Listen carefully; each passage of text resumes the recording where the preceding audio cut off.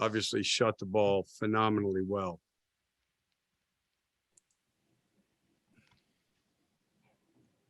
Dan, go ahead.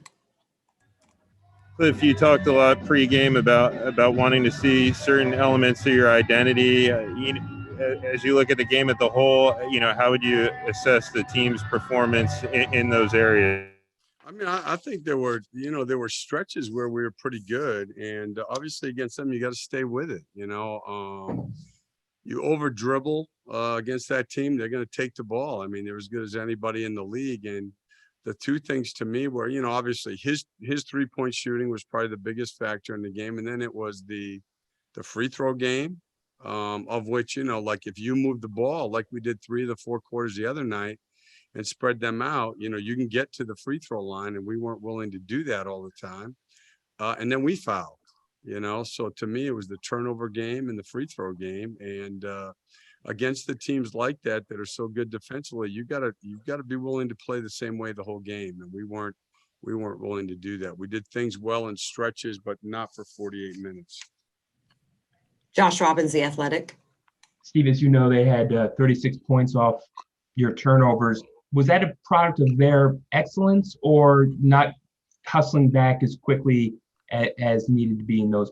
Well, I mean, that's what's going to happen. I mean, that's, like when you turn the ball over, there's 3-on-2s, 2-on-1s, and plus that's where I'm going to say he made 3 or 4, maybe even 5 of his threes off their steals. So, you turn the ball over, you're going to give up fast break points. That's just the way it is.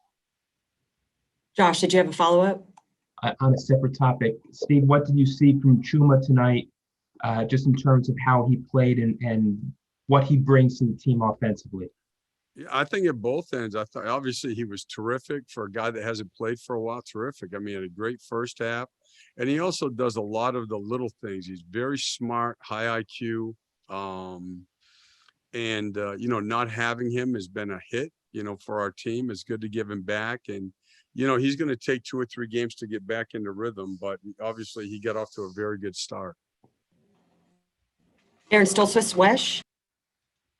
Hey, Steve, I know you guys are going through a lot, injuries, everything. But is this, 12 of 14 losses now, is this a byproduct of injuries? Is this effort? Is this talent? Where do you go from here? Well, I mean, the injury talent thing obviously is combined, right? I mean, look, we're look, the injury thing is the biggest thing. I mean, for sure. It's not just Markelle. If you look at it, obviously it's a combination of things. So that's where it starts. And yet again, I mean, it's, we can play better. You know what I mean? Like this isn't, to me at any level of play, when you lose guys, it's difficult at this level, they're all so good, you have a chance, and we're not playing well. I mean, it's not so.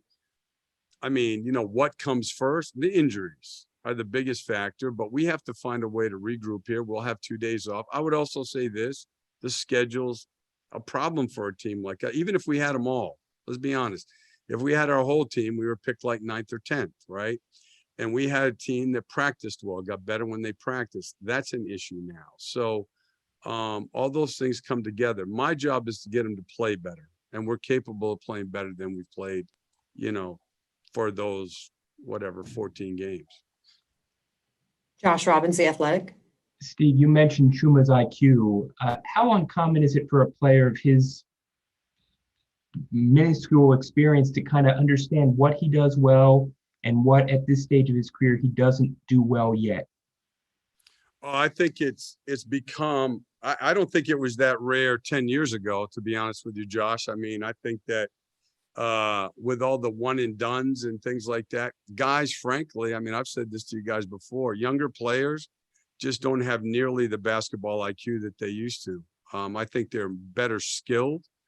They don't understand the importance of team concepts, and they don't have nearly the feel for the game that guys did, I'd say 7, 8 years ago. But people have been talking about the decline in the overall basketball IQ of players coming into the league since I was with the Knicks 17, 18 years ago.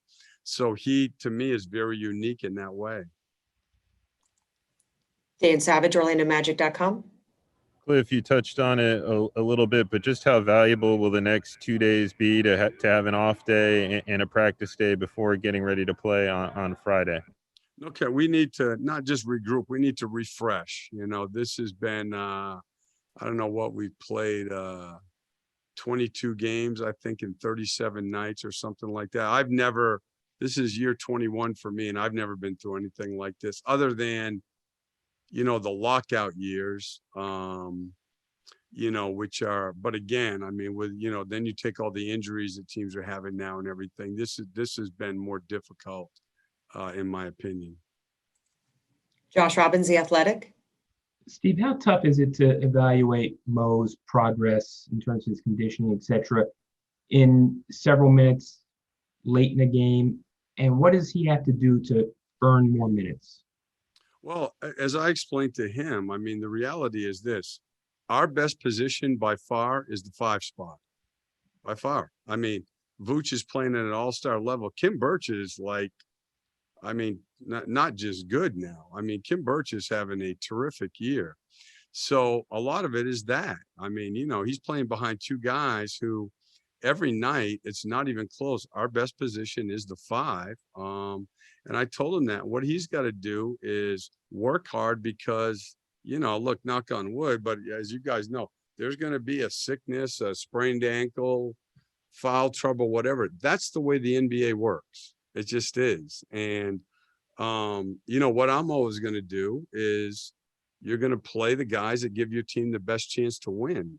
Those 2 guys are 2 of our easy best 5 or 6 players right now. So, I'm not looking to make a change unless we have to at that position.